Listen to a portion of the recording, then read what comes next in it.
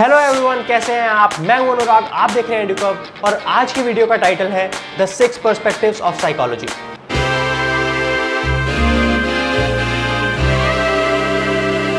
Psychology एक ऐसा unique subject है जिसके roots philosophy, medicine, biology, physical science, economics और बहुत सारे डिसिप्लिन्स में है। इसलिए साइकोलॉजी को समझने के लिए 6 अलग अलग पर्सपेक्टिव्स हैं, नजरिए हैं, जिन्हें हम आज इस वीडियो में समझेंगे। तो स्टार्ट कर लेते हैं।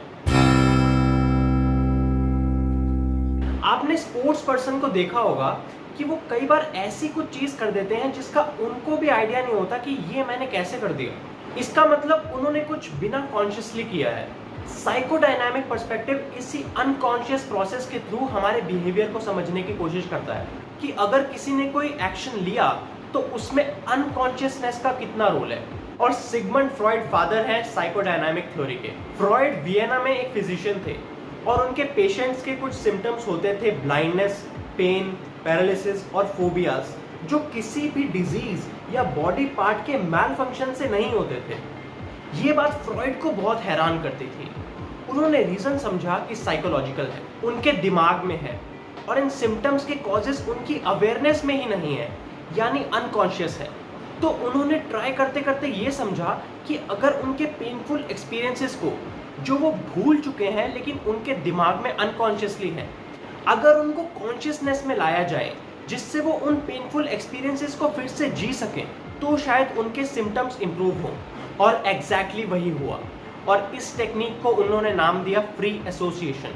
इसमें फ्रॉइड अपने पेशेंट्स को कहते थे कि जो भी थॉट्स तुम्हारे मन में आ रहे हैं उन्हें बोलो, और ऐसे करते करते वो अपने चाइल्डहुड के पेनफुल एक्सपीरियंसेस फ्रॉइड को बताने लगे।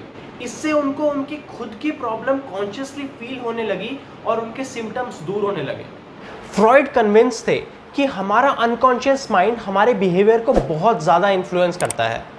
इसीलिए उन्होंने एक थ्योरी डेवलप की जो साइकोथेरेपी की तरह भी यूज़ होती है, जिसका नाम है साइको एनालिसिस, यानी the analysis of internal and primarily unconscious psychological forces.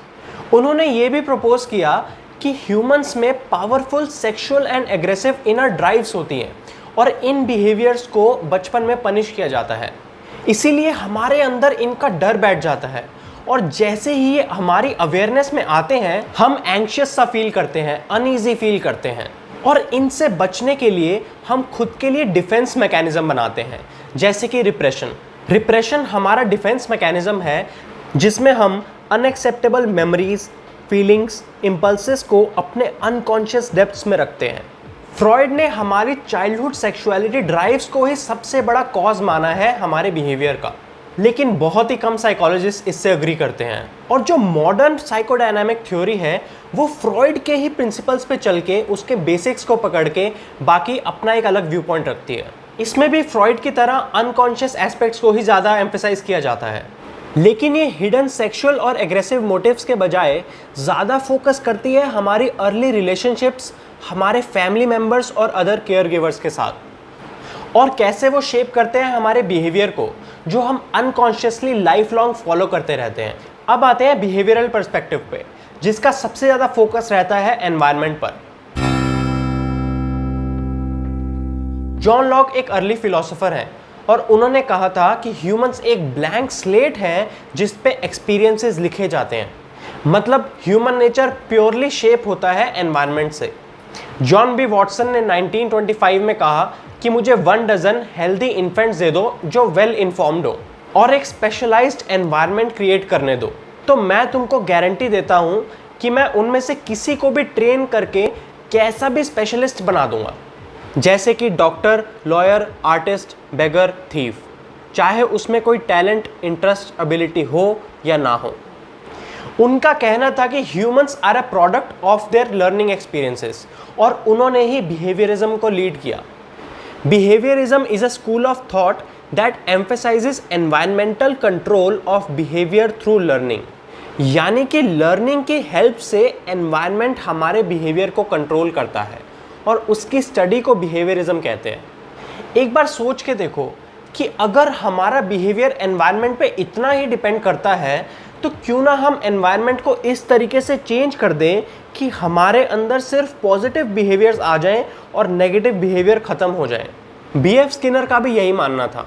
उनका बिलीव था कि सोशल इंजीनियरिंग के थ्रू हमारी सोसाइटी एनवायरनमेंट की पावर को यूज़ करके हमारे बिहेवियर को चेंज कर सकती है। 1960s में ही बिहेवियरिज्म से इंस्पायर होके बिहेवियर मॉडिफिकेशन टेक्निक्स बनाई गई जिससे लोगों में पॉजिटिव चेंज आ सके। लेकिन सिर्फ एनवायरनमेंट के चेंज होने से सबका बिहेवियर कंप्लीटली मॉडिफाई हो सकता है? शायद नहीं, क्योंकि हम जानते हैं कि और भी कई फैक्टर्स हैं जिससे हमारा बिहेवियर इन्फ्लुएंस होता है, और उनमें से कुछ ऐसे भी हैं जिनको हम कभी भी चेंज नहीं कर सकते, जैसे कि जीन्स, अनकॉन्शियस थॉट्स एट्सेट्रा। अब 1960s और 1970s में भी बिहेवियरिज्म का मॉडर्न वर्जन समझा जाने लगा, जो कि है कॉग्निटिव बिहेवियरिज्म, जो कहता है कि learning experiences and the environment influence our expectations and other thoughts, and in turn our thoughts influence how we behave. For example, मान लो किसी एक्स पर्सन ने एक लड़की को प्रपोज किया और लड़की ने रिजेक्ट कर दिया, तो वो एक्सपेक्ट करने लगेगा कि आगे भी ऐसा होगा। इस एक्सपेक्टेशन ऑफ रिजेक्शन की वजह से बहुत चांसेस है कि वो प्रपोज करना बंद कर दें, और हो सकता है बाकी लोगों को भी रीच आउट करना कम कर दें। कॉग्निटिव बिहेवियरिज्म साइकोलॉजी का आज भी एक बहुत इन्फ्लुएंशियल व्यू पॉइंट है। थर्ड है ह्यूमनिस्टिक पर्सपेक्टिव। ये एम्फेसाइज करता है फ्री विल पर, पर्सनल ग्रोथ पर और attempt to find meaning in one's existence. हम सब ने मैस्लोज हायरार्की ऑफ नीड्स सुना होगा। That is basically inspired from this perspective only. Maslow कहते हैं कि हमारे अंदर एक इनबॉर्न फोर्स है टुवर्ड्स सेल्फ एक्चुअलाइजेशन, और उनके अकॉर्डिंग ये इतना पावरफुल फोर्स है कि इसको समझने से हम ह्यूमन बिहेवियर को काफ़ी हद तक समझ सकते हैं। बेसिकली उनका पिरामिड ये कहता है कि जो हमारी नेक्स्ट नीड है वो हमारे बिहेवियर को बहुत डिटरमाइन करेगी। इन जनरल ह्यूमनिस्ट एम्फेसाइज करते हैं importance of personal choice, responsibility, personal growth and positive feelings of self worth. Majorly humanist कहते हैं कि हमारा मीनिंग ऑफ एग्जिस्टेंस हमारे खुद पे डिपेंड करता है, और हम जैसे चाहें वैसे अपनी लाइफ बना सकते हैं, क्योंकि हमारे पास फ्री विल है। और इसी पर्सपेक्टिव से पॉजिटिव साइकोलॉजी भी इंस्पायर हुई, जिसमें फोकस किया जाता है human strengths, fulfilment and optimal living पे, कि कैसे हम अपने अंदर के बेस्ट वर्जन को नर्चर करें, कैसे सोसाइटी को हेल्प करें जिससे एक हैप्पी और फुलफिलिंग लाइफ हम अपने लिए क्रिएट कर सकें। कॉग्निटिव पर्सपेक्टिव साइकोडायनामिक पर्सपेक्टिव का कंप्लीट ऑपोजिट है। साइकोडायनामिक पर्सपेक्टिव में हम अनकॉन्शियस माइंड से अपने बिहेवियर को एक्सप्लेन करने की कोशिश कर रहे थे, लेकिन कॉग्निटिव पर्सपेक्टिव में हम कॉन्शियस माइंड से अपने बिहेवियर को समझने की कोशिश करते हैं। Cognitive perspective is about the thinking human. ये स्टडी है प्रोसेसेस की जिससे ह्यूमंस डिसीजन लेते हैं, रीज़न देते हैं, प्रॉब्लम सॉल्व करते हैं, परसेप्शंस फॉर्म करते हैं एंड लैंग्वेज बोलते और समझते हैं।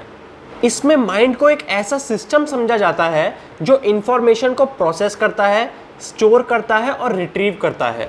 यानी कि बिल्कुल कॉन्शियसली जो हम चीज़ें करते हैं वो हमारे बिहेवियर को कैसे एक्सप्लेन करती हैं, वही पर्सपेक्टिव लेता है कॉग्निटिव पर्सपेक्टिव।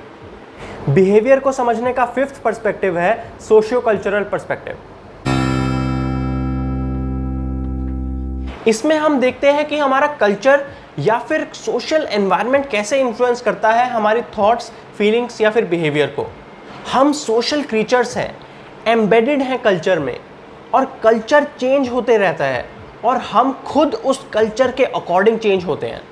हमारे एक्शंस, हमारी वैल्यूज़, सेंस ऑफ आइडेंटिटी और हमारी रियलिटी क्या है, ये तक कल्चर डिटरमाइन करता है। कल्चर भी एनवायरनमेंट का ही पार्ट है और इसीलिए ये बिहेवियरल पर्सपेक्टिव से सिमिलर भी है, बट इसमें सिर्फ और सिर्फ अदर ह्यूमंस के बिहेवियर से हम अपने बिहेवियर को समझने की कोशिश करते हैं। अच्छा, आप अपने बारे में सोचो, जब आप घर में होते हो तो अलग होते हो, लेकिन जब स्कूल वाले दोस्तों के साथ होते हो तो अलग, और किसी और ग्रुप के साथ अलग। क्योंकि जैसे ही दो या उससे ज़्यादा लोग आपस में मिलते हैं तो कुछ नॉर्म्स क्रिएट होने लगते हैं, और उसी नॉर्म्स के अकॉर्डिंग दोनों पर्सन या फिर ज़्यादा पर्सन बिहेव करने लगते हैं। ये ज़्यादा रिजिड नहीं होता और ना ही इसका कोई नाम होता है, इसलिए हम इसको कल्चर नहीं कहते। लेकिन जब बहुत ज़्यादा लोग कुछ वैल्यूज़, बिलीव्स, बिहेवियर्स, ट्रेडिशंस ये सब शेयर करने लगते हैं तो उसे हम कल्चर बोल देते हैं। ये कल्चर हमें सही गलत बताने लगता है, कैसे ड्रेस करना है, कैसे बड़े लोगों से बात करनी है, क्या चीज़ें फॉलो करनी है, क्या नहीं करना है। हमें आइडिया तक नहीं है कि हमारा कितना बिहेवियर कल्चर या फिर सोशल एनवायरनमेंट से इन्फ्लुएंस्ड है। आप समझ रहे हो कि आपके बिहेवियर को समझने के लिए मुझे बाकी लोगों के बिहेवियर को समझने की ज़रूरत है और मैं आपके बिहेवियर को समझ सकता हूँ, क्योंकि आपका खुद का बिहेवियर आपके कल्चर से डिटरमाइन हो रहा है, उन लोगों से डिटरमाइन हो रहा है जिनके साथ आप रहते हैं, जिनसे आप बातें करते हैं। ऐसे ही ब्रॉड पर्सपेक्टिव से एक एग्जाम्पल ले लिया जाए तो कुछ कल्चर्स में एक मेजर डिफरेंस आता है, कलेक्टिविज्म और इंडिविजुअलिज्म। कुछ इंडिविजुअलिस्टिक कल्चर कहते हैं कि अपना बेस्ट वर्जन बनो, चाहे उसके लिए जितने मर्जी कॉम्प्रोमाइज़ आपको करने पड़े, चाहे वो फैमिली रिलेटेड हो, रिलेशनशिप रिलेटेड हो या कैसे भी कॉम्प्रोमाइजेस। लेकिन कुछ कल्चर्स कलेक्टिविज्म में बिलीव करते हैं, जो फैमिली या फिर अदर सोशल ग्रुप्स को एज अ होल ज़्यादा इंपॉर्टेंट समझते हैं और लोगों के डिसीजंस उससे ज़्यादा इन्फ्लुएंस होते हैं, ना कि पर्सनल गोल्स से। Last but very important perspective जो कि है बायोलॉजिकल पर्सपेक्टिव, जिसमें आता है जीन्स, ब्रेन, एवोल्यूशन एटसेट्रा। अब तक ज़्यादातर हम माइंड की बात कर रहे थे, लेकिन ये पर्सपेक्टिव ब्रेन को समझता है कि हमारी बॉडी के अंदर एक्चुअली जो हो रहा है उससे हमारे बिहेवियर पे कितना इम्पैक्ट पड़ता है। न्यूरॉन्स, न्यूरोट्रांसमीटर्स, जीन्स, जो भी फिजिकली चीज़ें हमारी बॉडी में प्रेजेंट है उससे हमारे बिहेवियर पे कितना फ़र्क पड़ता है। ब्रेन इमेजिंग के थ्रू साइकोलॉजिस्ट ये समझने की कोशिश करते हैं कि कौन सा ब्रेन एरिया किस इमोशन या टास्क पर ज़्यादा एक्टिव रहता है। इससे हम इंडिविजुअली ब्रेन के हर इंडिविजुअल पार्ट के फंक्शन को समझ पाते हैं। या फिर जीन्स कैसे हमारे बिहेवियर को एक्सप्लेन करते हैं, उसके लिए भी एक्सपेरिमेंट्स किए जाते हैं। फॉर एग्जाम्पल, दो ट्विन्स जिनके सेम जीन्स हैं, लेकिन अगर वो अलग अलग एनवायरनमेंट में बड़े होंगे तो उनमें जो सिमिलैरिटीज़ रह जाएंगी वो उनके जीन्स की वजह से होंगी। आज हमने साइकोलॉजी के 6 पर्सपेक्टिव्स को कवर किया और एक साइकोलॉजी की बिग पिक्चर को देखने की कोशिश की। ये फ्रेमवर्क को आपको हमेशा दिमाग में रखना है, क्योंकि ह्यूमन बिहेवियर को समझते हुए कई बार हमें अलग अलग लेंसेज को यूज़ करना है और जितने ज़्यादा तरीके से हम बिहेवियर को देखेंगे उतना ही ज़्यादा समझ पाएंगे। तो आज की वीडियो को यहीं ख़त्म कर लेते हैं। Thanks for watching and never forget to take others perspective.